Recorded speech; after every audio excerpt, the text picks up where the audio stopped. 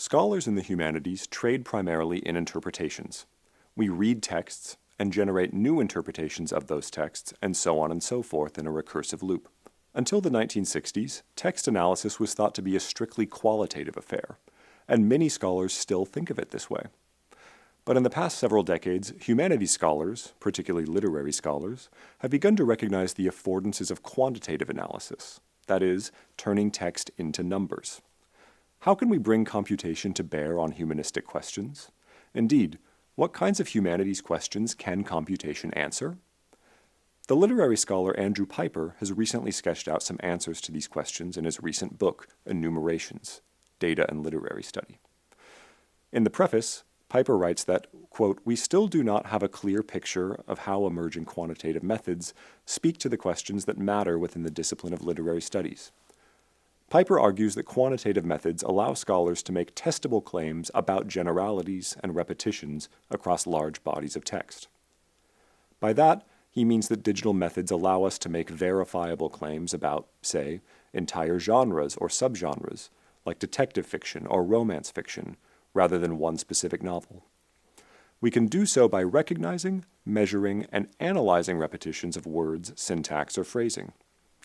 Scholars like Piper and his colleagues are working at a very advanced level with large data sets. My remit here was much more restricted, and my project turned out to be a chance to test out some elementary coding skills. First, I decided to run some code on digital humanities work itself. I extracted 308 abstracts from 3 major digital humanities journals: the Journal of Cultural Analytics, Digital Humanities Quarterly, and Digital Scholarship in the Humanities.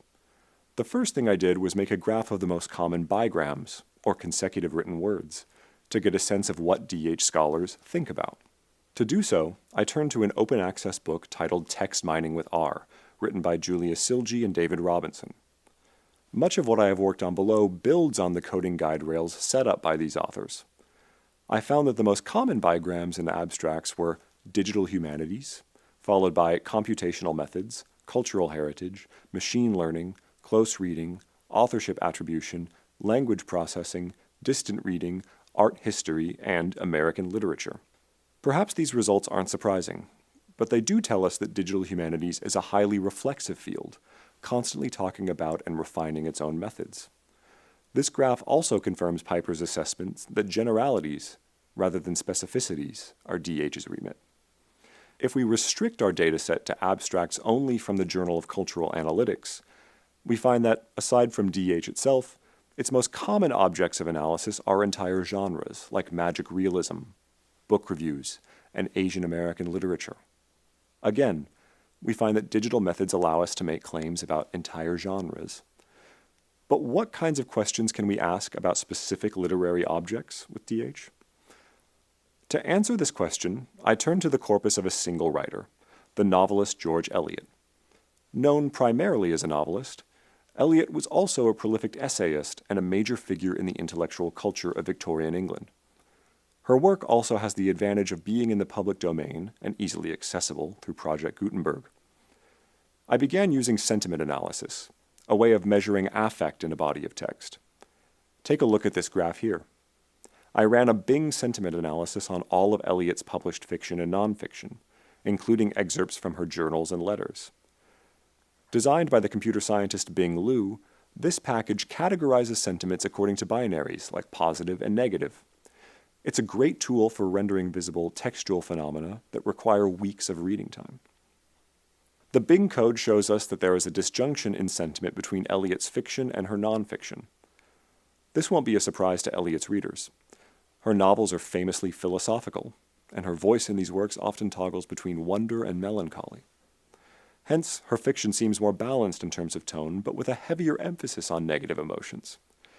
However, the Bing sentiment tools shows that Eliot's essays tend to be more positive, as do the 3 volumes of George Eliot's life as related in her letters and journals, a volume that contains lots of editorial content from her husband, John Walter Cross. Using this form of data visualization, a literary historian can actually see the effective texture of Eliot's corpus. Seeing broad patterns or tendencies in this way could allow critics to make productive generalizations about Eliot's work that open onto further questions, like Why is Eliot's fiction negative and her nonfiction positive? Where do we find the positive sentiments in her fiction? Is there an overlap between what is positive in her fiction and what is positive in her nonfiction? None of these findings make sense on their own. They require interpretation. But DH methods give us ways to ask questions about patterns that occur in texts and help us focus on asking interesting follow-up questions. As our tools improve at a rapid pace, the status of the question has taken on more importance for humanists. No matter the tools or methods we use, the answers we get will only be as good as our questions allow.